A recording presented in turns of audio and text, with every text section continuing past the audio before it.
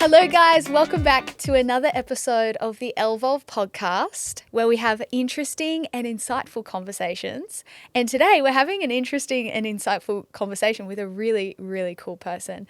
Emma Masters is one of my friends and we connected about 12 months ago, I would say. Feels like longer. It feels like way longer when we did our breathwork training. We're going to dive into that a little bit later on in the chat as well.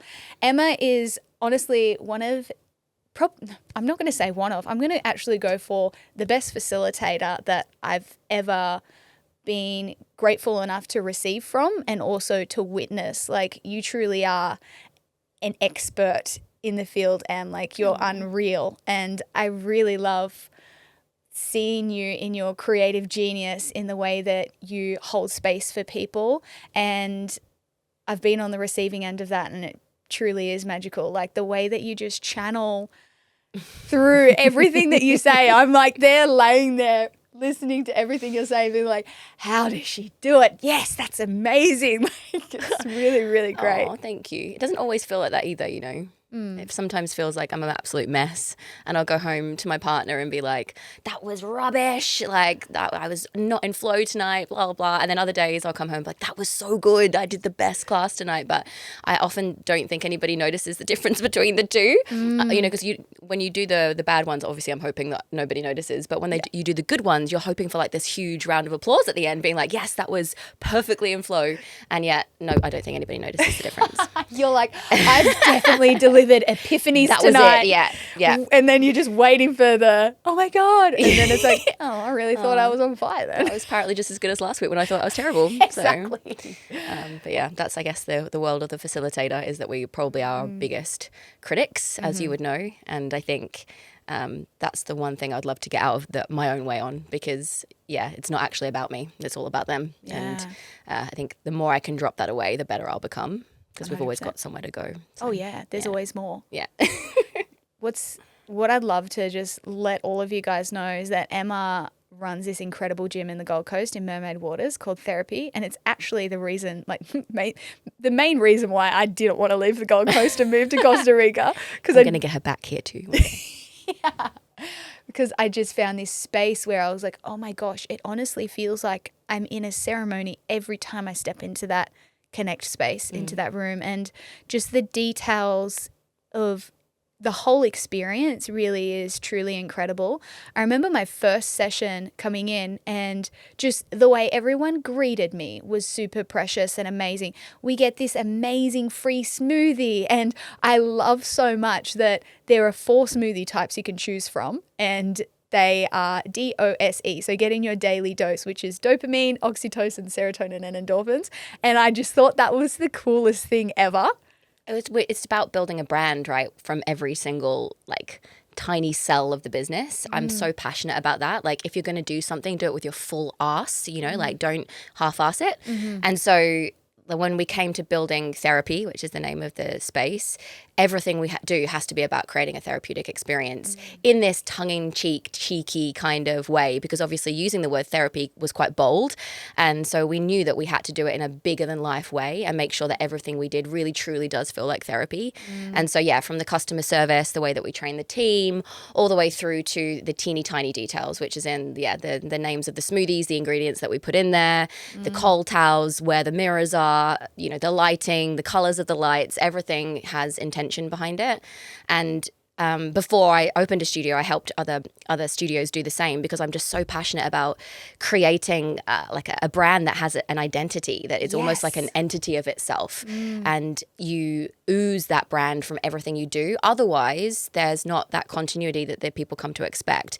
And if there's that mismatch between what you're doing and what you're saying, then people start to not trust the brand anymore. So you have to continually show up like with this entity of a brand, making sure that it's consistent.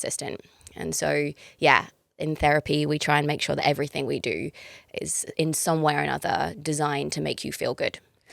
And it does make you feel good, honestly. And you skipped over one of my highlights of the experience. Emma was like, cold towel. I'm like, whoa, this towel is not just a cold towel. This towel is a scented cold towel. It's lavender, yep. And it is literally like, you know, water in a dry desert. after you feeling. Yeah. It's like you come out of the Connect space, which is a heated room. Yeah. And I love it in there because you have no choice but to drop into your body and like connect back to yourself, which is amazing, especially if you've had one of those tough days where you've been maybe up in your head or you've been in the computer and just really plugged into technology. It's such a great space to go to be like, oh, let's drop back into myself. And then, yeah, you do your class, you step out and you're just drenched. Like it looks like you've been swimming in the ocean. And then you get this cold towel and it's wrapped up and it's freezing cold and it smells like lavender and it's just the most incredible thing after that kind of class. The sensory experience is so important though. So like you said, it brings you into your body, right? So the easiest way, like an old meditation technique to come into your body is to use the senses. Like we've probably all used, anybody that teaches meditation, that kind of sensory meditation tool. And so if you can use it in a real life way during a class, you can kind of get that same effect. So the music is so important, the temperature of the room, the way that you feel within that room, you know, even like if the mats are good quality, if, you know, Yes. like if everything feels nice in terms of like that sensory sense. And then of course, what you're tasting, what you're touching, what you're smelling, what you're hearing, what you're seeing. So the lighting, the mirror effect. And that's why the cold towel, you know, it's another way of bringing you into that sensory experience with the lavender, even as you're leaving the class. You know, it's not just about what's happening inside the four walls, but also as you come in, as you leave. And so, yeah, trying to tap into those senses in any way that we can is really just there so that you can be more present, more in your body. I really love what you're saying about how important the sensory experience is in the facilitation space. There's been like, I love like scents, like smells. I know you do because you like it when I spray the sprays. Oh my gosh. I love it when you do that. You did 2 different ones today. I was like, I did, yes. And then like the Palo Santo or the sage and something that was really amazing actually when I last went to Rhythmia, we do 3 breathworks as well as 4 nights of ceremony. And on the breathwork night, they come around with these incredible fans, like silk fans. So there's like maybe 10 centimeters of silk coming off the end of the fan. Yeah. And then they put essential oils on the fan and then they use the fans to like... I need one of these fans. Dude, oh my gosh. I did it on my retreat. Please tell me where they're from. Yeah, Amazon. It's not real silk. $2.99? Yeah, it's like $10. Okay, I want one. Well, I used, because I just did my event here in the Gold Coast and I didn't bring my fans. I'd left them in Costa Rica and I was like, shit, I totally forgot about the fans. And so I went into 3 Worlds and they just had normal fans, you know, like hot day fan kind of thing. And I was like, I'm just going to give that a go. Work. Yeah. Well, they also have silk fans, but they have like the performance fans that you can use. I mean, you could do that. Oh, it's huge though. I can see you doing it. Oh my gosh, imagine just being like in the center of the room while everyone's no in one can integration. See you, no one but can see you me. are just having a great time. I'm just throwing these fans around with all this essential oils on the spilling off. Holy moly, that would be exhausting. I would pay to see it. Yeah. So good. But yeah, it's amazing. Okay, well, you need to send me the You'll link to love these it. fans. I will. And I'm now totally obsessed with essential oils. I'm like a little essential oil hoarder. Honestly, I think smell is one of the most, that and sound, because I think music, as you know, is important in any part of any ceremony, right? Like it's part of the medicine. when you would have done ayahuasca, when you've done any kind of medicine retreat, it all kind of integrates in the same way that music takes you on a journey. And so whether that's in a ceremony of, you know, plant medicine all the way through to a Connect class on a Saturday afternoon, music is that pivotal to helping taking you on a journey. But then, yeah, pair that with scent. And I think like it's like the ultimate duo because it's just this way to transport you into your body, out of the craziness of the world, like the disconnection, like you said, to all the technology and your phone or whatever stress or chaos is happening outside. It's like those fundamental anchors that bring you like into body, into presence. It really is quite amazing, isn't it? What do you think it is that creates transformation for people? Is it the facilitation? Is it the techniques? Is it the sensory experiences? You know, I've always asked myself this question because you would have witnessed this too. Like, people have to be ready first. I think that's the first step because there's lots of people that you're like, oh gosh, I would love to help you or love to bring you into ceremony or bring you into class and help you feel a certain way. But sometimes people just aren't ready yet. And I don't think that's saying anybody's better or worse or lesser or, etc. But it's just there has to be a readiness for behavior change at a fundamental level. So I think that has to happen first, this willingness to grow, this willingness to change, which is, let's be honest, that's a really hard step because it's easier to stay in your comfort zone. The body, the mind, our very clever prefrontal cortex, all of it designed to keep you safe, right? So change, growth involves going outside your comfort zone, which every part of your body is saying, no, it's safe here. And so you have to actually push through that resistance, number one, all by yourself, really. I think that no amount of hand-holding can help that first part to say, okay, I'm ready to do something about it. And whether that is booking into a class, going for a chat with a friend, whatever that step is to push through that first layer of resistance of like, okay, I need to get uncomfortable, like that is a really brave step. So I feel like people need to be applauded for that first step more, except like we just often receive them once they've made that decision, Yeah, true. But then I think then the transformation occurs, that's going to sound so cheesy, but from within, right? Like, and I think it depends on the tools that resonate with them. And that's why I think as a facilitator, we have to have all of these tools in our back pocket so that we can feel intuitively or through observation what that person needs. Yes. And so somebody might be way more sensory, like smell, for instance, is a real big thing for you. And so like using more of that to help your transformation or help you drop in would be a tool. But for somebody else, it might be that they just need complete like sensory deprivation almost. Like the sensory could be almost an overwhelm. And so for them, perhaps we need to put eye mask. Perhaps we need to put them away from the loudspeaker. Perhaps we need to make sure that they've got nobody, around them that could potentially touch or interfere. Yeah. And for those people, the transformation might occur from more of this like intrinsic space. And so yeah, it's not a very easy answer, but I think it's individual to the person. And then as a facilitator, us tapping into what that person needs and then having enough tools in our toolbox to be able to like, this one's for you. Yes. Which I know you're incredible at. You have all of the tools, always learning. And I think that's why it's important that we do that, always finding new tools, new ways of helping people. Right. And part of that is actually, participating in the work ourselves. Oh, yeah, 100%. Going into ceremony ourselves, And different types. And some going, oh, actually, that doesn't resonate with me. That hasn't helped me, or that actually jarred me in some way. Interesting, because I just saw that really help Joe next to me. Wow, okay, so that means it's like different. It's like anything, isn't it? It's like diet, exercise, everything. It's individual to the person. And yet, as a society, we try and tell everybody one size fits all. Yes. But actually, we're so unique as humans. And so what we need is unique. Yeah. Fascinating, right? Like it's not a one size fits all kind of situation. No. When I recently hosted my first 2 international retreats in Sri Lanka, it was really cool designing the itinerary and I guess the workshop flow for what I was going to be bringing to everybody. And it was really cool that I kind of brought little pieces from everything that I had done in the last couple of years to kind of curate this incredible experience. And I love to hold this belief that it's like the people that need me will find me. I believe that too. Yeah. And it's like whatever, people are going to get what they need, not necessarily what they want as well. Always. That's such a funny thing. I feel like you have to almost disclaimer that sometimes. I have. You can put all the intention in and it's really nice to have an intention and a wish and a goal, but just be prepared. You might not get that. You might get actually the opposite, but it's what you need. Exactly. Right? That's literally what I said. So get ready. Yeah. So I'm curious, like, what are some of the most, pivotal experiences you've had in your own journey and how have you integrated that into what you do? Recently, I actually told you this on a message, which is that I'm really resonating with a lot of like the softer medicines. I've done a whole spectrum of different types of healing modalities from ayahuasca through to tea ceremony, which I'm absolutely adoring at the moment.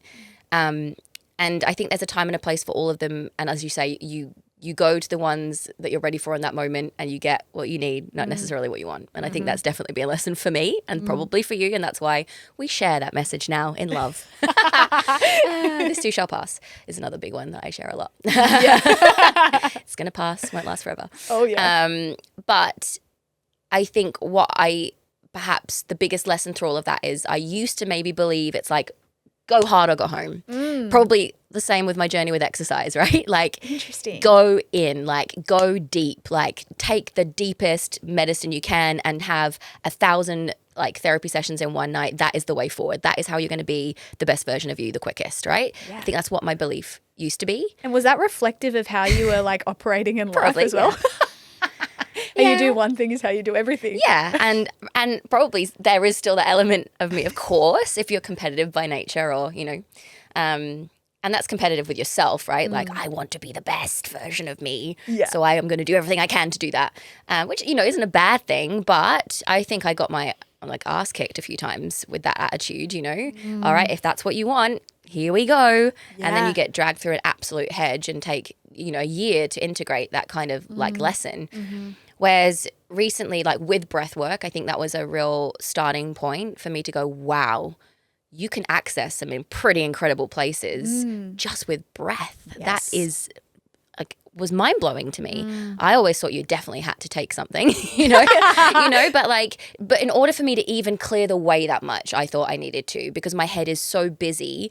I thought perhaps medicine was the only way of doing that, because to clear the mind and get my prefrontal cortex out the way. I had no idea you could use something like breath. So that was really cool, because I was like, wow, I can do this myself. I can do this, and find ways of those deeper parts of me, or access to something bigger just through the power of breath. And have you done that? Like, have you taken yourself through your own like breakthrough breathwork ceremony at home? How's that been for you? It's different. Have you done it? I have done it. Yeah, it's very different from facilitation, because I think it's a different kind of space. You're by yourself, for one. And so there is probably an element of like, oh, I need to be somewhat more aware of my surroundings and how far I go.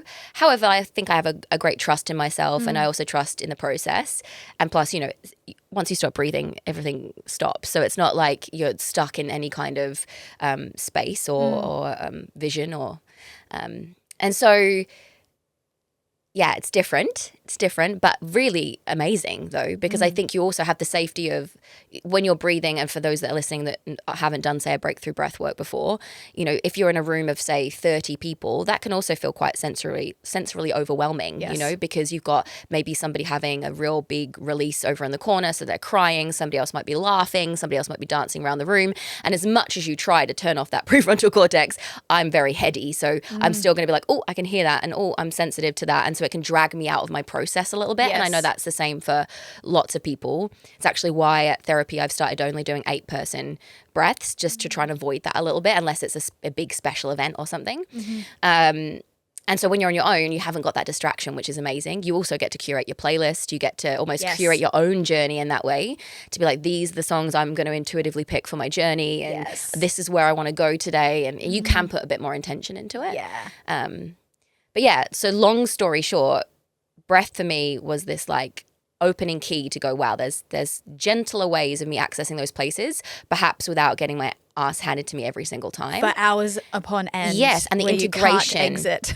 yeah. And then the integration is that bit smoother, because you haven't gone in so hard, you can come out easier. And things such as plant medicine, which is kind of what we're, talking around and now going directly into, it can be very abstract and very like abstract is the only word that comes to mind that kind of comes close. It can just make no effing sense. It's mind-boggling, bending.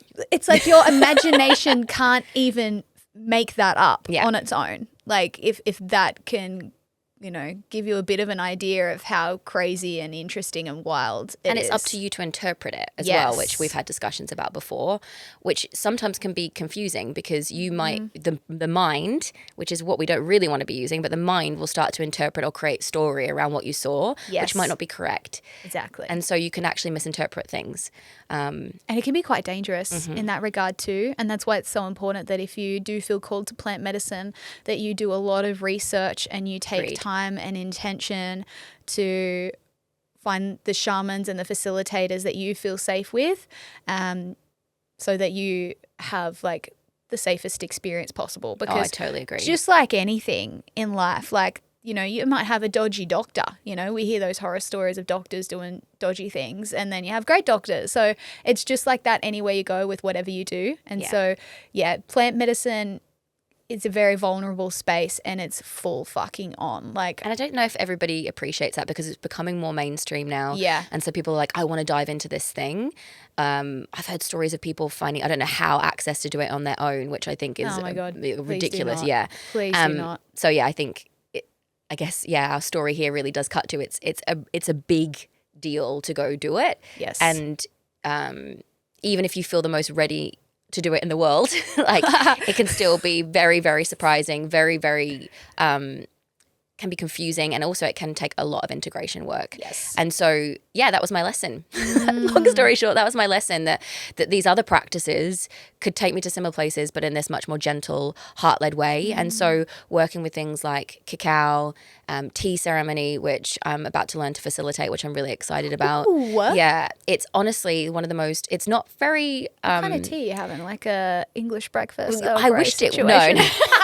But I think that's why I feel a little bit of connection to it, even though these practices are from Eastern. Yeah. I have a very big connection to tea because I'm English. Listen to her voice. And my posh accent will come out as I talk about tea. Everyone's like, I thought you were Australian a second ago. Been here 12 years, guys.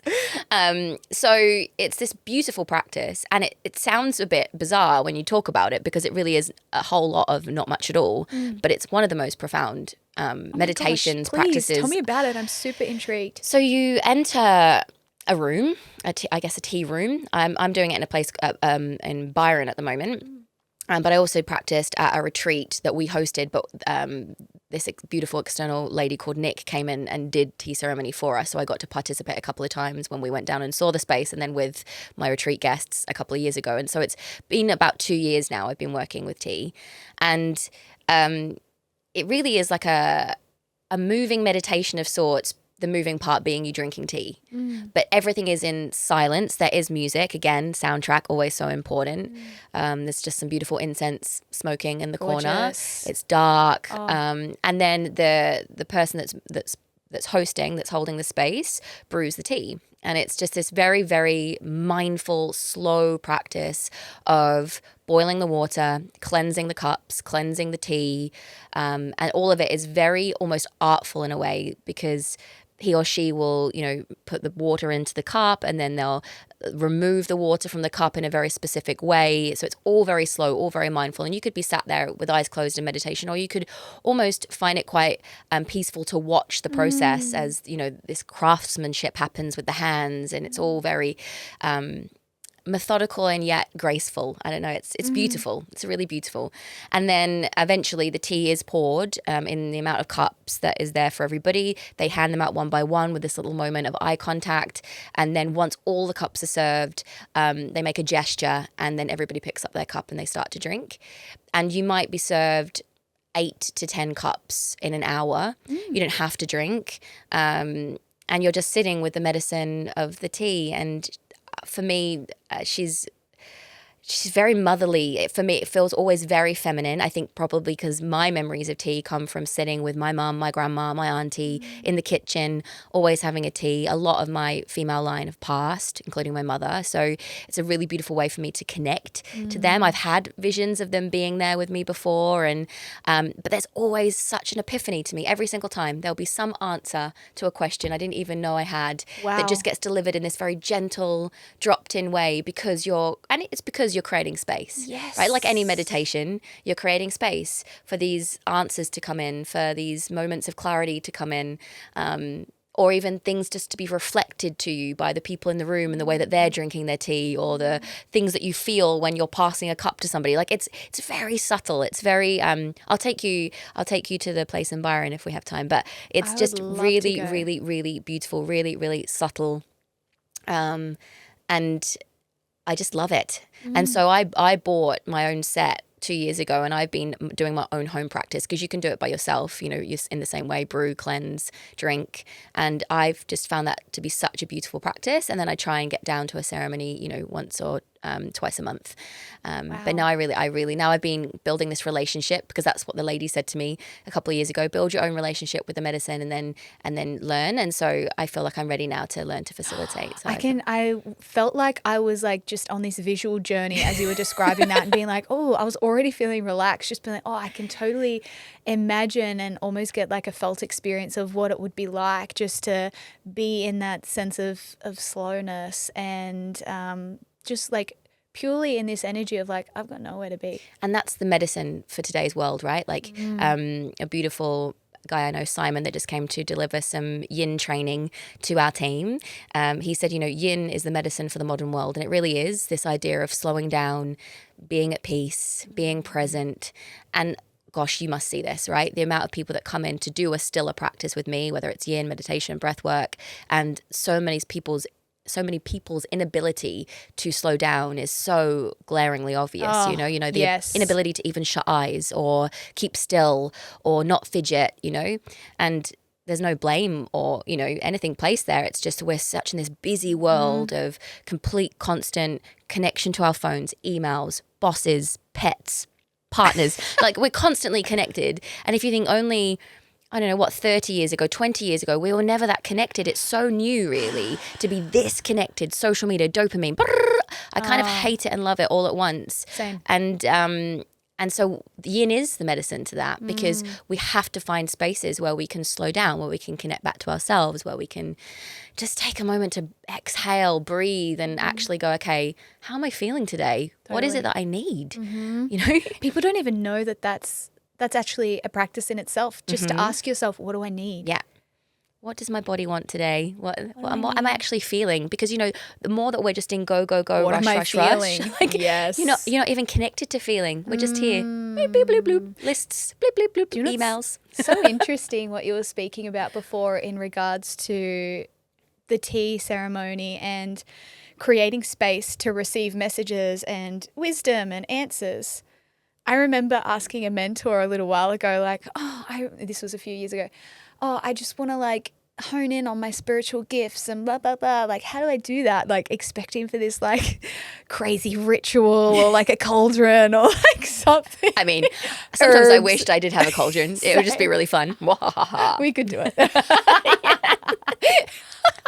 Let's go for a camping trip out in the forest. Okay, cauldron. Yeah, Add some glitter and like leaves and stuff. I can see us doing it. I just saw it. That's why I said it. I love that you're adding glitter.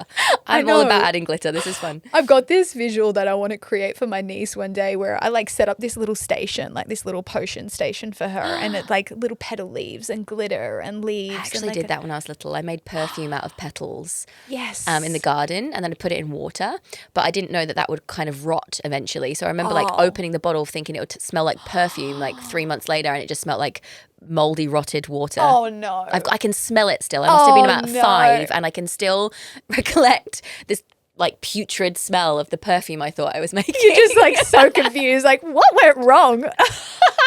I just rotted petals in water. Yeah. Oh well. So yeah, like and this mentor said to me, she was like, meditate. Be still. And I was like, what? I was like expecting for a way sexier answer than that. I was like, oh. And through my practice, that truly is when the magic happens. Like, I don't know about you, like, how many, like, do you receive downloads often? Yeah, like, but in those moments. Yeah. Like, it's like this undeniable, like it's like a little download. It's like information is just downloaded into your hard drive, which is your mind. And you're just like, whoa, where did that come from? And it's that excited feeling. Yeah. That's when I know it's like something I'm definitely meant to do. Like it's like this, I've had an idea, and then, I'm so excited about that idea. Yeah. I have to go action it. Do you have any that come to mind? It was actually most recently, I recorded our 21 Days of Devotion, which was like a free nervous system reset, 15 minutes a day, a different tool. And it was all in ear. So it recorded just so you could listen, no visual. Gorgeous. So that you could take it anywhere you want. And I was walking on the beach and just drinking a matcha and strolling along and creating stillness, something I'm really trying to do more and more of, which is just get on to the beach because it's right there next to my house and I just don't do it enough. So it's one of those days, and I was walking And it was that same thing. This thing came to me of like, this is so powerful. This thing I'm doing right now. Look at what you're doing. Look how this could help other people. And look how it's not super woo woo. It's not like, you know, when you're not asking much of somebody, you're asking them to brew a drink mindfully and step out onto the beach and go for a walk, perhaps noticing the ocean, smelling the smells of the sea air. And it's only got to be 15 minutes. And look at how it changes your state. And that was like the message of like, look how much it's changed your state, just 15 minutes. This is medicine for so many people.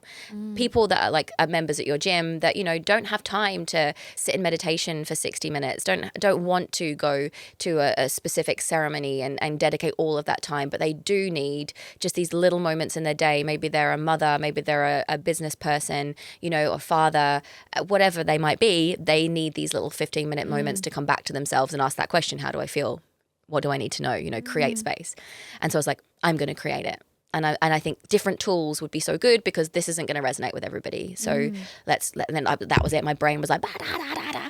And I was so excited about it that I like ran back to Kyle and was like, we have to do this thing. And Kyle was starting to play he DJs, but he started to do music production as well. And so we'd got a bit of the kit where we could actually record quite professionally from home. And so we're like, well, let's make this a project that we do together. So over like a month or so, we recorded these 21 audios. He'd produce music to put in the background, or like we'd find stuff. And so it sounds really great. We were really proud of it because, you know, often if you record something at home, it can sound a bit tinny or, you know, you're not in a beautiful studio like this. But so it sounds good. And so now it's a free tool to anybody that wants it, 21 days. So what are some examples of the different tracks that you have in there? One is a mindful walk with a drink. So you brew your drink mindfully, go out on wherever you want into nature, or even if you want to walk up and like I always give these alternatives. If you know, like you're like, I haven't even got time to do that. Okay, well just go outside in your garden or walk up and down on your balcony. Yes, it's still going to create that space. And I'd practiced it every day with everybody. And one day actually I did just do that. I walked up and down my balcony. I remember seeing that one. Yeah, and on I was social like, media. It actually worked. I remember you being like, fuck, I like literally don't have time. Oh, well, I'm just going to do it. I remember seeing that story, And it worked. Like I was like, oh, it still created space. I could still look out at the trees, my neighbors, like whatever it is, and be like, I'm not attached to my phone right now. Yes. I can actually just breathe and create space. There's different breath works. There's some funner ones. One inspired by something we did up in the mountains, the active meditation. Oh my gosh, so great. Yeah. That's on there. Oh my goodness. Well, a version of. I took that to retreat. It's so good. And the girls, it was so funny. I was like, we're going to be doing a dynamic meditation. And they're like, oh, okay, cool. And then we're doing, and they're just like, what the fuck? We're all like paralyzed, like our calf muscles. Like, it's the calves on that one, isn't it? It actually is the calves. But it was incredible. And we did this hour-long ecstatic dance after it. It really drops you in. It's amazing. What else is on there? Journaling prompts. There's also a small rituals where we like just use a candle and just create a small amount of ritual just for 15 minutes. There's different body scans and meditations and breath works. There is some dynamic stuff, some movement stuff as well in there. There's a bath one. So like drawing yourself a bath, but if it can't be a bath, could it be a shower? Could it just be a dunk in the ocean? But like a connection to water ritual. But they're all different. So 21 days. Holy shitballs. I'm invested. I'm going to go do this. It's just on the app. Guys, it's on the app. It's on the therapy app. Download. And download. Make sure you go into therapy as well. But even if you don't want to, I'm so happy to give that to the world because I think it is the medicine. And even if you then end up resonating with one of them and you just play that one on repeat, that's cool. Like you don't have to do 21 and love all 21. Find ones that resonate that you actually could commit to every day. And that's what it's about. Like when you step onto this path of personal evolution, it's finding what works for you. And being okay that it's like, oh, that's not for me. And not making that mean that this isn't the path for you. And it's hard in the spiritual world. Yeah. Like there's a lot of judgment from people that say, you know, to be spiritual, you need to meditate every morning and you need to do these practices and you need to be this like, I don't know, godlike perfection when it comes to the things that you do and the way that you act, and you mustn't eat this and you mustn't drink that and you mustn't, you know, all of these rules, which let's face it, that's rubbish. Like there's no rules into the connection to yourself. Exactly. You know, connection to something bigger. There's no rules to that. People like to create rules. Well, it's funny. I did an episode recently on values levels, and values level 4 is what our society falls under, and it's all about rules. There is right, there is wrong, there is black and there People is like white. them. That is it. And so if you're finding that you find it hard to step outside of, I guess, the status quo or what people are deeming to be right, then it's okay that you're there and you can choose to create a new reality for yourself. Create your own rules. If you need rules, create your own ones. Slay, I love that. Yeah. And they can also change. God, because mine have changed. They do, right? Oh, so much. Do you know what I'm interested in learning about, for you? Like, when did you first feel connected to your mission? Like, when did you first have that moment, if you can recall, like, oh, I'm put here to serve humanity. I'm put here to be of service and to shed light. And I to think guide and to lead. it's probably at the time we created therapy. I think up until that point, I was just gaining skills and knowledge and awareness that I will need moving forward. You know, so I started in musical theatre. That's obviously a bit of a way away from, not always entirely. I sing a lot in my classes, but she's amazing, by the way. Get to one of her classes. Oh no, but thank you. Yes. But musical theatre did give me a lot of skills, right? Yeah. To be able to speak in front of people, to perform, and actually also I think the thing I always find is a thread between what I do now and what I did then was this ability to evoke emotion in people, because when you're singing, that's kind of what you're doing, right? You're helping people feel things. Yes. You know, this is a song that's going to help you feel something, whether that's help you through your heartbreak or make you laugh or make you cry or make you feel, yes, I'm ready to take on the world. Whatever that piece of music is, it helps evoke emotion, right? That's why music is so powerful. It's why it works so well in our journeys. And so that for me has been the thread, this ability to still use music, sometimes sing, yes, but mainly use music, create playlists, create journeys that help evoke people to feel something. And so that alongside, whatever I'm saying in class. So that's been the thread for me from musical theatre. Love that. I do miss it though. One day I'd love to do a little show of something. I don't know. We'll see. Oh my gosh. I actually see myself when I'm an older woman like that being the thing that I do. Let's do it together, because I feel like by then lots of people won't be bothering with it anymore and we'll be able to get the parts. Exactly. Yeah, the people would have given up by then. Exactly. So we'll just step back in. That's my theory. I think it would just be such a fun project to do. I miss it. I do. I miss the process of putting on a show. Yeah. I would love to just do a really easy amateur one, but in Australia they take amateur really seriously. In England you could literally just like go out for drinks, put on a show like by rehearsing for an hour every Sunday. I did that a lot in my youth, whereas like here amateur is really serious. Like there's an audition process, it's big rehearsals, which I respect fully, but I just don't have the energy for that, whereas I would love if it was an hour on a Sunday, like just put on a show, like that would be cool. So cool. Maybe we could do that. Yeah, okay, maybe we start it. We start. Yeah, lazy amateur theatre. Lazy theatre. Not so serious. That's so serious. And then when I started to get into fitness, that was really by chance. I started getting into fitness on cruise ships when I worked on cruise ships as a singer, because I knew I needed to lose weight, which was not a great reason to do it at that point. There's a longer story to that. But it did mean I met some incredible people in fitness that taught me what fitness meant. And so then when I went home, I kind of got into it more.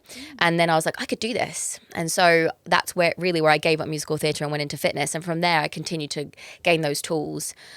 Big stints in the US, learning from boutique fitness and how they really used lighting, sound, all of those kind of immersive tools to create the experience. And I was like, that's incredible. That's also a bit like theatre, right? So I think all of these tools I gained along the way. And then when we eventually opened therapy, I was like, okay, now this is the platform where I get to actually change some lives. And I got to see the evidence of that, like, because it's weird when you open your business and people start paying you to come. It's a very strange feeling. Like, up until then I'd always worked for somebody. And so then you can be on mission to a degree, but it's always for somebody else. Yes. Whereas when you like open your own bricks and mortar space and people like sign up, I'm like, oh, that's so weird. Like these people are paying me. I still don't feel fully connected to that, Yeah. I feel connected to turning up every day and doing what I love and hoping that they get what I'm intending out of it, to feel better than when they walked in. That's our goal, So I think it was the pivotal point was starting therapy and realizing I now had the platform to do exactly what it was or what I'd been waiting to do. And then from that moment, it's like everything started to drop in, like then it was like, oh, this little thing around breath work dropped in, and like that was crazy. That was so quick. I was like, I'm thinking about doing breath work, even though it had been in my awareness for a really long time. Yeah. It wasn't the right moment until I had therapy, until I had the platform. Then it like came swooping in hard, and I was like, oh, okay, I'm going on a course. And it was like, bap, bap, bap, bap, bap. And then, now like where we're at with therapy classes, breakthroughs, it's pretty incredible. And that's where, is that where you then did the first training with me in the mountains? That's where I met you. Oh my gosh, that is crazy. But we were meant to know each other. Oh yeah, totally. Because I'd found you already without realizing I'd found you. Oh my gosh, that's a funny story. Yeah. Oh my gosh. So this is how the universe works. Oh, this is insane. So weeks, I don't even know, weeks or months before we met in person. I reckon it was months. In Canberra, yeah. I had received this message from therapy being like, hey, like we'd love for you to come in and train. Honestly, I saw it and I was still in Airlocker land and very loyal to Airlocker that I was like, I can't, And then Emma and I met at the mountains, and I remember, we've had a conversation about this. I remember like, again, the sister wound, like trying to keep her at arm's length a little bit and be like, oh, there's the other Gold Coast person, and and just not really connecting that much in that first weekend, right? And then after I went back to the Gold Coast, I was like, you know what? I want to go try at her gym. Like, this sounds cool. Went there, blown away. Absolutely blown away. I was like, nah, I love this girl. But it was the same for both of us. And I, again, definitely lots of sister wound stuff. But like you reflected in me things, I think, because there's so many elements of us that are so similar. It's like when you're looking in a mirror, that can be really confronting. Yeah. And so for me, I was like, oh, there's all these things that potentially would trigger me. But I think the same. I think I was just ready to lean into them by that time that you came to the studio. Yeah. And then we just became best friends. Yeah. And then we went and did our masters together, and that was hilarious. That was the best weekend ever. I was actually thinking the other day, I was like, maybe Emma and I should just go and do masters again. I know. We should. Well, no, we should really go do Lady Elliot together. Oh, that's actually what I'd like to do. That is what we definitely because I really want to learn to free dive. Yeah, you'll froth it. Oh my goodness. And it's kind of like a retreat in itself. Well, it is a retreat, and we do like lots of breath work. It was like everything we love ever. Exactly. Yeah. Oh my gosh. And I scuba dive, so I've always wanted to transition to see what free diving would feel like. You will find it incredible. Freeing, I would imagine. Yes. Through the body where you're not wearing a heavy tank. It's like mermaid. Yeah. It's really, really fun. Yeah. And the water is so special as well. It's like a meditation of itself, being down underneath in this other world. Especially when like the free diving experience, like there's so much mindfulness, intention and focus that comes into it, because prior to diving down, you need to breathe up is what we call it. And so that's about oxygenating all of your blood cells. And to be able to do that in the most effective way, your whole body needs to be relaxed, because if you're being tense and rigid in the water, that's taking up energy and that's utilizing oxygen, right? And so you're just there relaxed on the surface, like being like, is my neck relaxed? Like you go through this whole body scan. It's so somatic. So yes. Great. Yeah. And then you're breathing up, and then you make your way down, and it's just like pure focus and presence with what you're doing and the technique. And then once you're down there and you're just at the bottom of the line and you look around, and there's just, I don't know, you just feel like it feels like you're in outer space. Yeah, it's for me. Whenever I've even that wasn't English. Whenever I've even scuba dived, the feeling of descending into like the black, especially if it's beautiful visibility, has always reminded me of like floating in space. Not that I know what that feels like. Well, you know what? I think it's probably a gravity thing. Yeah, it is. It's the floating. It's the weightlessness. Yeah, the weightlessness. And this 360 awareness that we wouldn't normally have. Yes. It's very special. And it's this world that's very unknown, like it's not we don't really belong there. Yeah. I'm obsessed with Avatar, by the way. Please tell me you've seen that. Wait, have you seen the most recent one? No. It's this weekend it comes out. Is it this weekend? Yeah. I thought it was already out. No, this weekend I think. Literally checked it the other day. Oh, maybe it's up today or something, Wednesday or something. Should we go? Are we going to please? I literally said to my friend Izzy the other day, I was like, I cried the whole way through the first two, so. Oh my gosh. I'm so getting my phone just out. looking for a phone to I'm book. looking on my phone. I'm like freaking out because I said to Izzy the other day when it was all overcast, I was like, hey, we should go to the movies. She was like, yes, sis. And I was like, oh my God, Avatar's out. She was like, no way. And I was like, fuck. And No, I was I'm like, your person. oh, you are my person. Honestly, I if there is a way of reincarnating into that planet, please. we're Do you doing think it it's next real? life. Do you think I don't it's know, real? maybe. Maybe if I it's an think it's idea of mine, then perhaps it is. I think it's probably real. You know, like often they say in terms of spirituality and, you know, blah, blah, blah, it's all hidden in plain sight. Yes. There's all, Let's hope. You know, the Matrix, hello. So let's hope the Avatar planet, Pandora, Yeah. is real. Let's hope it's real. Well, it's kind of like what Johanna says when we're facilitating in breathwork. It's like plug your avatar tail into that person and just observe and see what they need. Well, I want to literally do that. I want a literally tail. do that. I want an avatar dragon. Oh my God. Speaking of dragons. That would be amazing. Oh, are you talking about your book? Oh my gosh. Fourth We week. clearly like fantasy. I Yeah. think this is where the theme is going here. Yeah. We live in an alternate world most of the time. We only come back to Earth when we need to. When we have to help other people. She's reading dragon porn. I am. Oh my gosh. And I'm listening to the dramatic adaptation of Fourth Does that Wing mean at the that moment. if they're having sex, you can hear them having sex? Oh, okay, good. You hear him like making sounds as well. Oh, you enjoy that? Oh yeah. What's not to enjoy? I mean, I'm no worse or no better. I read the fairy porn. Yeah. Yeah. Wait, have you not listened to Fourth Wing? No, I haven't done fourth wing. Oh my God. You know what's funny? Do they have sex with dragons? No. Oh, okay. No. In my brain, I couldn't work out how that worked. Oh, And so no. now it makes sense. No, with no, no. other people, but Yeah, there are yeah. dragons involved. They're dragons, not involved in the sex. No. Just- Just They you ride know, them they- in a non-sexual way.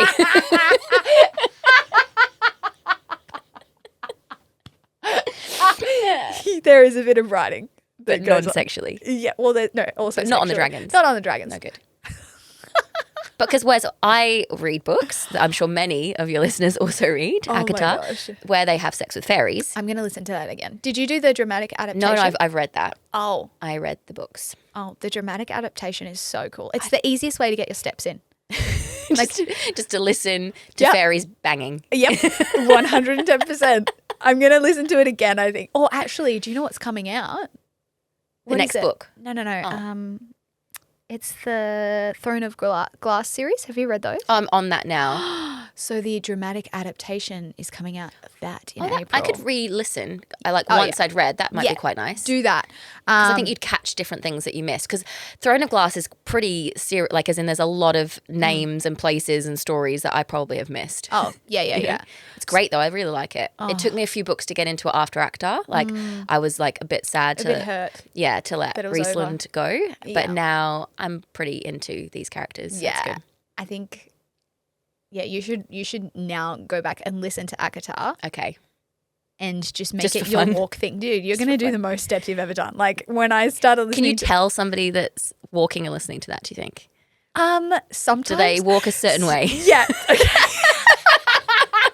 Honestly, if you saw me like trudging through the countryside listening to this book, there's sometimes I imagine when I am like Violet God. Sorrengal and it's like I'm on the parapet and I'm like on this crack of like the road with like a little bit of like bush coming up from it. I'm like, oh, this is the parapet. And then I'm like just like imagining that I'm her. Like it's actually really fun. It's fun. Yeah. It is fun.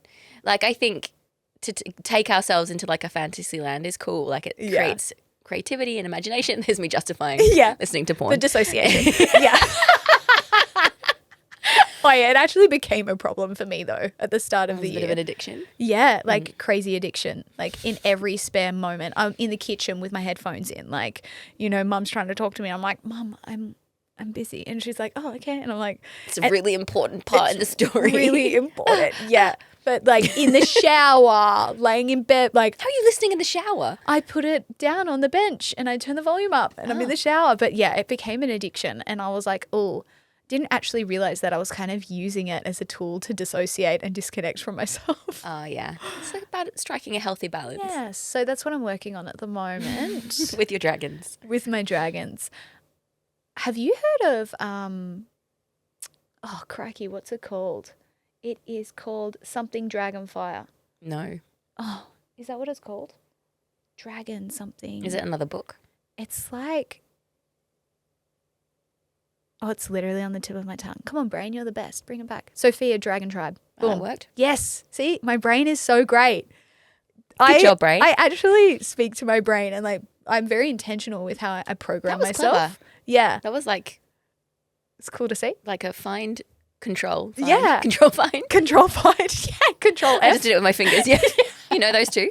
Yeah. No, I do that. Like anytime my brain remembers something that I'm searching for, I'm like, yes, brain, you're the best. And That's cool. I also love to hold this belief that I'm like, if it's important, my brain will find it. And if it's not important, it's not going to It's come gone. up. It's And then just gone. and then it's like, okay, well, this actually isn't where we should go with this. And that's So we obviously need to go towards these dragons. What is it? yeah. Is it a book? It's a book, and I'm yet to fully dive into it. It speaks to like God being a woman, like Sophia. Oh, interesting. Yeah. And honestly, if anyone's listening to this being like, oh my God, I'm so into Sophia Dragon Tribe, and I'm just totally butchering it because I haven't really dove into it in the way that I desire to, I'm like looking at my phone. Should I like get it up and like try and find better words to describe what it is? I think what it does is it takes you through a journey of increasing your level of consciousness through each chapter. Interesting. Yeah, and there's like space that you're required to give post each chapter that you listen to.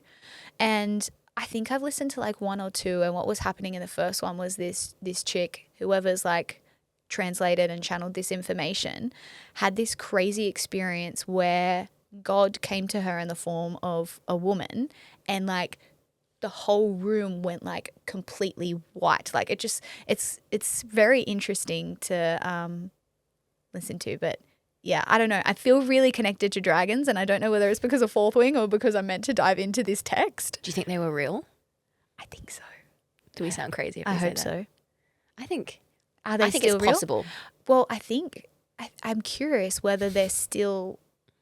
I'm curious whether they're still here. You just need to be at a higher level of consciousness to be able to See them. access that. That's fun. Yeah. So maybe Pandora is here. We just need to access it. Exactly. Gosh, isn't that a metaphor? We could have a more beautiful, peaceful, connected to nature life if only we gain the frequency to access it. Exactly. It's so interesting. I mean, This podcast has taken some turns. We've gone into book club. We have covered some ground. we have covered some ground. I told you, interesting and insightful, didn't I? I mean, we've given listeners some things to do, like practices, books, Yes. fantasy, Yes. Steps, audio books, audio porn. all of the things, right? I think that's something that I think after you experience plant medicine and you see what's available through that lens and how that opens you up and you're just like, holy shit, where did all of that come from? I think you learn to believe that anything is possible in a sense. I think that's a great way to live life. Like, I think if you live this balanced perspective, which is that anything is possible, but like, also it's great to find like some tangible evidence in the real world to understand it.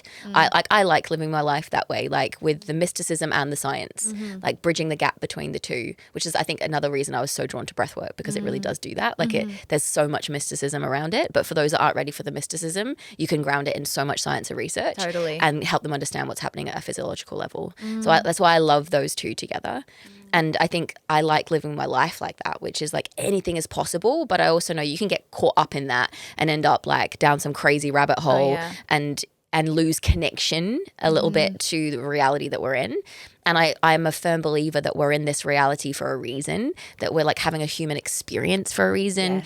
And so like there's also nothing wrong with enjoying things of life in this human body, in this reality. You know, like the rules of spirituality that might say that you can't eat this, drink this, do that. Like I think it's everybody's having a personal experience, and it's a human one where we do get to have this whole spectrum and range of experiences. And so like why not dive into all of them and taste and experience and understand while we have this opportunity to be human. And so I like to ground it in that sometimes, because I think it's easy to go woo down this crazy rabbit, and I have done multiple times. This is not me saying that I've never done this. I've gone down many a rabbit hole and many a belief system, and you get caught up with things because it's exciting too. But I think like the place I found to be the most stable is kind of like to kind of dance into the two. Totally. And that's kind of like representative of so many different things, like the masculine and the feminine. It's just like this pendulum that swings back and forth, And so, yeah, I can relate to what you're saying in that regard too. Like, we are human for a reason. And yeah, we're all on this beautiful journey of learning, unlearning, fucking up, relearning, fucking up, just plain old fucking up. Yeah.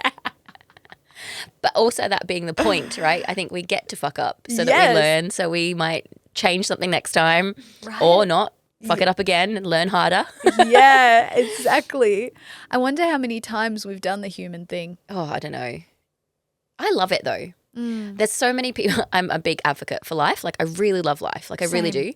But there's so many people that don't, and that obviously saddens me. But I also think it's quite rare to like really love life, because I really love life, and I know you feel the same way. Even the shitty parts. Yes. Like, I've had my fair share of shitty, and I'm not saying I loved those moments specifically, but I do love how it's shaped me and what it helped me understand, or the person it's helped me become. Yes. And I think it's all a part of this human experience. And I really do believe in that the duality of that. Like, we don't get to experience like joy, euphoria, bliss without the other end of the spectrum. Absolutely. And so to try and ride it all as best as we can is probably the purpose of life, right? Is just to ride these waves between the two ends of the spectrum as best we can, trying to get as much from all of it as we can. But yeah, I do love life. I love all of it. I think it's an exciting place to be. Have you always loved life? I think so. I think I've always been very excited to be here. I joke with like a friendship group of mine that, we believe that there might be reincarnation, that we've done this many times before, and that you travel in soul groups. And I'm like, I'm definitely the one at the board table that was like, let's do Earth again. And they're like, nah, I don't know. I don't know if that's such a great idea. It's pretty hard down there. And I'm like, no, please, let's just do it one more time. Please, please, please. One more time. Yeah, I think that was me. And I wonder whether that's because I'm curious about soul contracts and and maybe you like really got so close last time. You're like, just one more go. Like, let me go again. I'm so close. I'm so close. I'm going to get it this time. Next time's going to be really good. Yeah. I know. Yeah, I just love it. I love the experience of it all. Maybe that's why I think I often say this to people that I'm coaching or, on retreats and things that like you've got a bit more time with, and they're really trying to understand their reason for being here, their soul's purpose, their mission. And I'm always like, kind of look at your greatest challenges, or like the things that you're most passionate about, or, those are the things that often directly correlate with our mission, right? So I look at all the things I've ever been most passionate about: musical theatre, singing, performing, helping people feel things. I also know my greatest challenges. Like, I've lost a lot of people in my life. Death has really followed me a whole bunch, and that's created anxiety, poor mental health in general, a lot of fear around the concept of dying. But then what I've kind of come to realize is all of that has shaped who I am and potentially what I'm here to do. And so in the almost opposite direction of fear of death, I want to help people love life as much as possible, because we only get to do this in this, at least, meat suit once. And so like, let's make the most of it, and let's get the most out of it, and let's enjoy the moments as much as we can, even the small ones, And so, I think there is a direct correlation between the things you love, the things you've been through, your biggest hardships, and what you're potentially here to do. Amazing. I have a question forming in my mind, and I'm going to do my best to articulate it. What do you think? What do you think the turning point is for people when it comes to living consciously and with intention versus living in an experience that's opposite of that, almost just unconsciously going through life, just being on autopilot? It's got to get painful enough. I think it does. I think it has to get painful enough. And for some people, that pain might take a while to come as well. Like, I think everybody's in a different timeline. If I look at my own experience, which is the only one we can really look at, right, is our own. Like, I lost my parents really young. So I feel like I had my pain, hopefully, the biggest amount of it, but who knows? But I had a huge dose of pain really early on. And so I think from that, if you think about the seeds that would have planted around, making the most of life and not taking life for granted, and we might only be here a short time, and all these stories I would have created. For context, I lost my dad when I was 10 and my mum when I was 21. So like the stories that created, or the belief systems that helped form, started at a really young age. So then I think I was very willing to be of a growth mindset and wanting the most out of this life and to live consciously and with intention from quite a young age, because I didn't want to waste this time on the planet. Like I'd had that dose of pain. It got uncomfortable enough very early for me to go, right, what do I need to do here?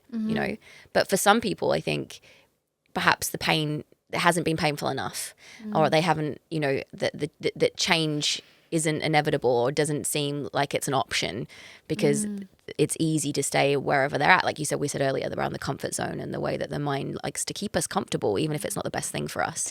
It's interesting. People are happy to kind of exist in this mediocre experience because it's not that bad, right? Yeah. And often I see people that come to work with me in like the group setting or one-on-one that they wait till it's really, really bad.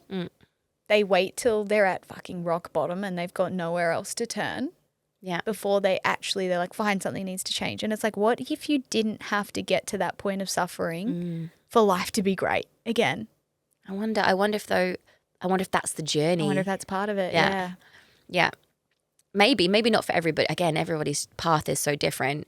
But I feel like whenever I've heard a story like you would have, there always does seem to be that turning point. Yeah, a motivator, a moment where it gets painful enough, or something needs to change, or in a way that they're ready to take that action. Yeah. It's like the hero's journey, isn't it? Like it is. We have to go through the pain to be able to become the hero of our own journey and come full circle. I find that whole thing quite fascinating, what we went through at breathwork, the codex moments and the way that our life's traumas or just like moments of pain or suffering seem to repeat in a very similar pattern with a similar theme, until we get to the point that we're ready to work on it, look at it, and then that almost becomes our life's mission, and that is the hero's journey. I find that whole thing, and I again may have butchered that somewhat, but like I find that so fascinating. Yeah, because I witness it a lot when I work with people, as I'm sure you have. Like it's quite fascinating. It seems to be that same pattern does reoccur. Yeah, and even like reflecting on life, it's like in our own experiences and the patterns and cycles that we see play out. It's like, oh, I keep creating the same relationship over and over. I keep attracting the same guy over and over. And it's like, that's a clue. Like that's actually inviting you to look at yourself and be curious about, why is that? Yeah. What's going on within me for me to keep facing the same thing over and over again? What do I need to change so that I can change the outcome? And I think then that becomes the pain point, right? It's like, how many times do you have to be hurt by that man to then go, oh, okay, it's hurting enough now. I need to change something. Yes. Yeah. Yeah, I need to choose differently. I need to do some inner work, perhaps. Maybe I need to look at what happened in my childhood, the stuff that maybe I've avoided and thought, oh no, I'm fine now. That didn't bother me. What is it a reflection of? The behaviors or the whatever that partner is reflecting in you, what is that a reflection of in other parts of your life that might need to be witnessed? Yes. Fascinating. Well, Emma, this has been such a fun journey. We went on a journey. We should have had a soundtrack. Oh. Perhaps you could put one in after. Yeah, what would it be? I don't know. Hans Zimmer would probably compose it. Oh my gosh, this has been such a great chat. I love all of the different directions that we went in. Maybe everyone's like, I'm not sure what just happened, but maybe I liked it. Yeah, I think so. I really enjoyed being in it, so I'm hoping you guys enjoyed it. Yeah, me too. Yay. Well, we'll definitely have you on again. Maybe next time I'm back in Australia. Yeah. Oh. Yeah. So far it feels like 2027 I'll be back, and who knows? I'm very just open to the universe. I'm very fluid with wherever I get called to and pulled. Right now it feels like there's an invisible string back to the Gold Coast for 2027.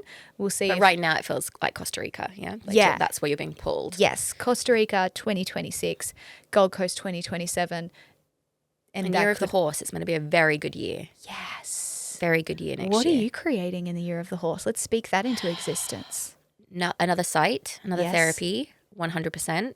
And a new product or two within therapy that I cannot name, but I know what I it am is. so excited to birth it into the world. Oh my gosh. I just think it will help a whole other sector of people. And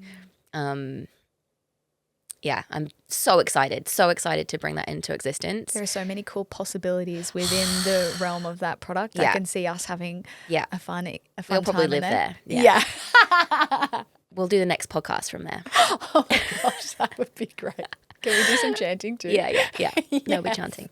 But yeah, I'm very excited to birth that into the world. But also for me personally, from the theme of like this year to next, like this year was very much a year of, like release, stripping back, old stories coming into awareness. So I'm hoping, fingers crossed, please, that I have done the work to help some of those be fully released and stripped away into the ether so that I can move forward a bit stronger into next year and reap the benefits of that, like be able to lead clearer, feel more open-hearted, feel less anxious, and be able to create the things I want to create from that more grounded place. And it feel more grounded, more stable, more expansive. Yes. Ooh, I love that so much. What about you? Ooh, I can see a lot of expansion in the business space. I'm absolutely hooked on retreats. Me too. I love it so much. Oh my gosh. Now I know what you mean by when you're like, I could just live in the retreat land forever. Yeah. I'm like, oh yeah, I truly came alive like in that space. It was really cool. Like there were no nerves. There was no fear. There was no just excitement. It was just excitement and just feeling like really prepared and ready. And it was just magical. So more retreats. I can see myself living a beautiful, balanced life in Costa Rica where I'm actually enjoying life. I'm participating in life again. I'm claiming that too as well. I'm claiming that balance too. Yes. Yeah. You're like, I want some of that. Yeah. And that, please, thanks. Yes. I see that I would love to find love. And also I've just come to this space of like, wow, I'm literally in the coolest season of my life right now. Like soak that up because it's very temporary. Like the energy that I get to hang out in at the moment, just like being like no responsibilities, no one to answer to, literally just like living my best life, creating the things that I want to create and doing whatever I want to do. And I think people forget that about their single era is that and I was like this too, this constant want to be in relationship because, our heart yearns for it. Yeah. But like actually there is so much fun and freedom and expansion in a space where you are just your own person and you are getting to flit off wherever you want to go, whenever you want to go there. And not saying that you wouldn't be able to do that in a relationship, but it's always different when you're considering somebody else. Yeah. And so, it's a really fun, beautiful era. Very vibrant. Yes. And it feels that way. So I really am now just really sitting in an air of appreciation and just like relishing in that. So I'm enjoying that. I'm enjoying that. And that's probably the energy that I need to be in for it to just land, to be honest, right? So love would be on the cards and would be incredible. I'd love to do like a cool adventure. What I was hoping to do was a safari freediving trip, but that's looking like it's going to be 2027 if you want to come. I mean, maybe that might be possible. You're always inviting me to things and I'm like, oh, I have studios to build, but maybe. You never know. Maybe by then. Let's build the studio in 2026, 2027. We're going on safari. Go on safari. So yeah, that would be cool. Mainly just business stuff, I've got a nervous system course, like a fundamentals course that I've been trying to build for like the last year and a half. And I just know that must just be a timing thing because I got so close to being finished. And then I was like, no, I can't do it on that platform. And I'm going to do it through this framework instead. And so like essentially I've started from scratch and the framework of it all is just much better. And so actually being able to direct energy into that and bring that to life, do more in-person events and in Costa Rica too. Like that would be unreal. Yeah, the in-person stuff. And I think, honestly, like in-person's only going to get bigger. Like the way that the world is moving, the world that fitness and wellness is trending, people are craving more and more in person. Like we went away from it, obviously, during COVID. It was impossible. That kind of brought the technology era, fast forwarded us into this world of Zoom and online. Yes. Which was great. It kind of took us in a completely different direction, and everyone like adapted to that incredibly well. But now I think what people are feeling is this disconnection from in person. And so I think, we like the right space, because I think the more AI and technology evolves, the more people are going to crave in person and are willing to invest their money into these really beautiful experiences, even if it's just once or twice a year versus like something ongoing. Retreat is so special. I wish we were in Bali at the same time. I think you're just after me. I actually want to come and do your retreat. Oh my God. Stop it. I was actually thinking that. I was like, wait, when is your Bali retreat this year? It's end of October. It's like it goes over that week, like over Halloween to the 1st of November. Shit. Maybe I could. Oh, stop it. Because my idea was to be in Bali for 4 weeks. Oh, so you could just come, relax, and then do your yours. retreat, have a 2-week break, and then do my retreat, then go home. That would be nice. That would be nice. It just depends on when the Byron dates are going to be and whatnot, because I'm planning for that to be in October, and part of me is saying do it in January. So, okay, cool. Well, that's a maybe. Probably like that's one thing that I learned about the last retreat that I did. I had like an itinerary, and I did like this draft itinerary like 6 months out, and then I sold the retreat, and then like within that 6 months, so many transformational experience I had in Costa Rica that I was like, need to bring this to the retreat. So the itinerary went out the window. It evolved into this exactly what it was meant to be. And so this time within the retreats, I'm like, you're not really going to get an itinerary. No, we don't give any. Yeah. So we give a rough, like these will be when your free time is, so that people can plan things. But no, we don't give the itinerary at all. The day like for the next day, we'll say, okay, this is what's happening tomorrow morning. This is the things you need. Yeah. And I prefer it. Like when we even go to Breathless, they do that. Like Hannes does that, right? Like he doesn't really tell us what's the next day. Yeah. And I kind of like that, like because it keeps you in the moment, and it also keeps you like from a business perspective, like it stops expectation falling. Like if like you said exactly at 12 p.m. we're going to do this thing, and then things change, like that's really difficult, because then you're like dropping, your like not helping people meet their expectations. Whereas if you don't create that, then people know just to go more with the flow and the creativity of the retreat. So totally. So I'll end up like going to your retreat and then be like, oh, we got to do that in my retreat. Here you go. It's so like that though, you take little it's so bits nice. and pieces. So you said this earlier, and it really made me think of something that's so important to me, which is like no one ritual or experience trumps another. I actually think the beauty of the world that we live in right now is that we get to take from all these incredible histories and rituals and traditions, and authentically and with respect bring them in to a modernized container and be able to give people all of these incredible tools. So we can take from India, and we can take from like South America, and it doesn't matter that we're blending as long as we treat them with reverence and respect, and that we get to create these incredible tools for people that they would never once had access to, and now they do.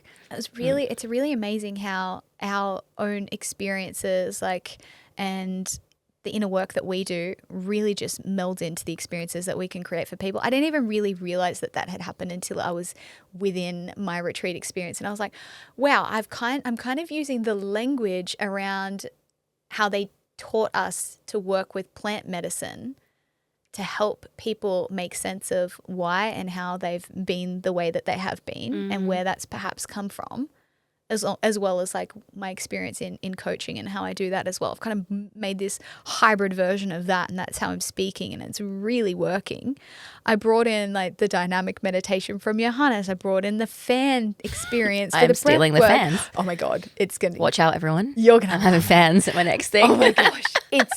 It's really incredible. It's just to receive it. It's like the sweetness of the aromas, like it like helps clear your energy. So if someone's had a big emotional moment and they're just coming back into this, they're just coming back into themselves and regulating again, and you come through with the fans, the sweetness, it's just like, when you're in ceremony and you're going through like the trenches and then the shaman's like putting the sweet lotions on your skin. It's like that. It's just like grounds you, brings you back. It's like the breathwork version of that. What essential oil did you use? I use a variety. Okay. I use a couple of different blends, ylang ylang and sweet orange. Oh, nice. Together. Good combo. Incredible. Geranium and rose. Nice. Really Very nice feminine. together. Yes, that's a good one for love. And then the woman at Rhythmia who I was speaking to about all of this, because I like where'd you get your fans? I matched up there as soon as I thought, I was like, oh, this is coming to retreat. And she was like, Amazon. yes. And I was like, not the Amazon, just Amazon.com. She's like, just Amazon.com. I'm like, oh, interesting. okay, cool. And she was just running me through like these different combinations. And she said peppermint is something that works well with everything. It just brings like this next level of pizzazz to other essential oils. So you can kind of play around with what you great. like. Yeah. And also I borrowed the structure of the Rhythmia breathwork, which I should nice. explain to you. I think you'll Yeah, really I'd enjoy like to it. know that. It's like you do an activation breath, then a raw or emotional expression. And depending on what kind of journey you want to take people on the retreat, it was more so about trauma release. So we had the bolsters there to hit, to scream and blah, blah, blah. And then for my women's event that I just did, it was more so the intention that I brought to it was like, we're going to be accessing power. Oh, nice. So this roar is like you're a lioness and you're roaring, like really letting yourself roar for the first time, you know? And so that was a totally different experience in itself by bringing a different intention to it and better for a bigger group with the accessing power. Yes, if as there's opposed only to one big person. release. Yeah. Yeah. So, if you're doing the trauma release, you maybe want to have a need group that you feel more comfortable people. with facilitating. And then, so it's activation, release, relax. Activation, release, relax. Oh, nice. Activation, Like through release, waves. relax. Yeah, and it's really cool, especially for people that are first-time breathwork, in breathwork, like an emotional release one where it's like, oh, I might want to move and express. It's really cool that everyone goes at the same time. Yes, and you're not offering it sometimes doesn't mean that people will take it, especially if they're a bit nervous or apprehensive about breathing for the first time. Whereas if you're actually encouraging it, it's like anything. The more you can encourage things, the more people get out of their shell and actually accept it. Yeah. Exactly. So I found that to be a really powerful breath work to do even at the start of retreat, because it drops everybody into this sense of safety around like, oh, you know, we're all just going to pop off at the same time. And the invitation is like, hey, you're not only doing this for you, you're doing it for the people around you. Because if you give 110%, the person next to you who maybe was giving 50% on the first round is like, oh, she really Now went I've for got it. permission. All right, I'm Yeah, going to go for it, you know, and they're going to get more out of it as well. So it was just a really nice breath work to sort of loosen the grip and then to go into like a conscious connected one where Nice. so is really powerful. And then like the integration music that you play on the end, you can create a whole new energy and feel and journey within that as well. That's really nice. Yeah, so I love that. that's cool. And yeah, other pieces that I brought to it, I had this incredible ceremony in Costa Rica as a full moon ceremony. You would love it. It's called the Full Moon Tribe Gathering. I love seeing all the things you were going to in Costa Rica. I was like, oh, I want to go. I want to go. Anytime you're I welcome. know. So it's like, you would froth it, honestly. Like, so we all arrive, everyone sits down, and then they hand out cacao. And then there's this beautiful meditation that's on the theme of the full moon. Oh, nice. Yeah. And then after that, we all set our intention with the cacao. Now, if you're into it, maybe here you would have a little microdose of something as well. I've done that once, and I've also done it multiple times without any kind of microdose. And each time is just so powerful, with or without. Do you know what I mean? So that's really, really, it's a really cool thing to also note as well. It's like you can go to these experiences and maybe there's people around you like microdosing or doing, you know, different medicines to, I guess, enhance their experience in a way. And also it can be just as powerful with just intention. Just remembering that we have that power within us. Already, that lesson that I keep coming back to. Exactly. Yeah. And that was a really beautiful thing for me to observe within myself, like both experience a little microdose as well as just going in my own energy. And so after the meditation, then everyone sings Curtain. Oh, lovely. Yeah, yeah. Oh my gosh. Amazing, amazing, amazing, amazing. And then after that, this crazy ecstatic dance, like an hour and a half with this epic DJ. His name's Courtney. He's actually from Australia, and he's just this epic dude. And he created some ecstatic dance tracks for my retreat. Oh, fun. Yeah. And then after that, you lay down for a sound healing. Oh, beautiful. It's just like the blend. Well, that's like a really long-winded, not long-winded, but like long version of like the active meditation, right? Yes. Or it's even what you do, even in the simplistic form of looking at yoga. The reason that you do the asana is so that you can rest into the shavasana, right? Yes. So we're burning off all of that excess like energy, if you will, in the simplest form, so that we can rest and find peace and find stillness. Yes. I find that so interesting. It's like you're meeting people where they're at with like burning off the like the adrenaline, the excess energy that we have, like the sympathetic, so that we can then drop into the parasympathetic. Absolutely.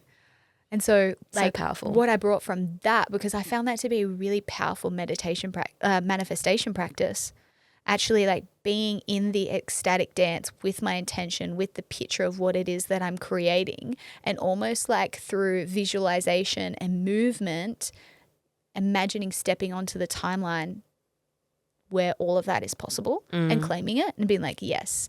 And just like really practicing with movement and dance and celebration for that to feel exciting and safe in my nervous system. Yeah. So I brought that into the retreat, and that was really powerful for everyone too. So there were just all of these little things that I brought together to create this incredible experience. That's why it's so important that we are always the participant too. You know, like I know I can get caught up in being so busy at the studio that I don't ever go and do anybody else's class, or I don't, you know, and it's so important that we're always like absorbing all of these other techniques and ways of speaking or ways of delivering, so that we can be the best facilitator as possible. Because that's, you know, we're only an accumulation of all our experiences, right? So the more that we keep getting to participate in things like that, the more we're going, oh my God, that teeny little part of that ceremony, I'm taking that and I'm going to incorporate it with this. And, you know, like it's so exciting to be able to do that. Otherwise you just get stuck in your own like echo chamber of the same things that you've always done. What are some of the things that you've taken away from different experiences you've had and how you've really integrated it into what you do? Oh, so many, like different cacao ceremonies that I've been to, and working with cacao, I just adore it. But seeing even how every different facilitator does the ceremony through cacao, and some are very traditional, some are a bit more modernized, all paying homage of course to the traditional lineage, but like even in different ways there, you know, like I find that really fascinating. Okay, well, and I think at the beginning I got stuck in this kind of mindset of like, it has to be done only one way, and if I don't do it this one way, then it's wrong. Whereas I guess what you learn from going to multiple different facilitators and picking up different techniques is like, oh, no, everyone does it slightly different. And it's about actually how authentic you can deliver it, and how connected you feel to the way that you deliver it as well, that actually resonates with other people. And so I might change the way I facilitate with different groups. You know, if people are a corporate group, for example, I'm going to make it way more science-based, use less woo words, you know, my vocabulary will change. Whereas if I know I've got a group in front of me that want to go more into the spiritual side, then I can open up that space a little bit more and use different vocabulary and explain a little bit more of the mystic, you know. And so I think that was a really important thing to take from multiple facilitators, is this: there is no right specific way of doing things. It's about finding your voice in it all and making sure it feels genuine and authentic to you. I love that. But yeah, also lots of different things, from breathwork courses and full moon circles and tea and I always feel so inspired. Like I've just recently been to New York for a week to do just that, right? Go into as much different fitness and wellness as possible, just to feel re-inspired and see what people are doing. And you always come back being like, wow, I've got all these new words in my head. You know, like I'm not saying the same things that I've been saying for the last 6 months. And all my instructors will like agree with this, you know, like the more you get stuck in your own echo chamber, the more you just say the same things on repeat. Sometimes all it takes is to go to a few people's classes and it just reboots something in your mind. It's That's like, what I like. It's like what happens when I go to your classes. And all of a sudden you're like, I have new words to speak. And it's strange. It's like not like you've gained physical vocabulary. It's just like it's opened new neural pathways or something to be able to think slightly differently and not be contained to the same language and voice that you've been using. And so I really enjoy that. I always feel like I'm a better teacher even when I go away and do other people's classes. Yeah, totally. Oh, I love that. Okay, I think we like nearly rounded it up. Like 15 minutes ago, and they were like, People nearly press stop and they're like, oh no, they're still going. so It's like at the movies, we did like a post-scene credits. You we know, did. post-credits scene. Yeah, Yeah. I know what you meant. Like in the Marvel movies. Yes. We just did a secret 15-minute we episode. gave you a little bit extra. Those of you who stayed, congratulations. Amazing. Well, Emma, thank you so much for joining me. This has been the coolest chat. I've had the best time. Love you. Love you. Mwah.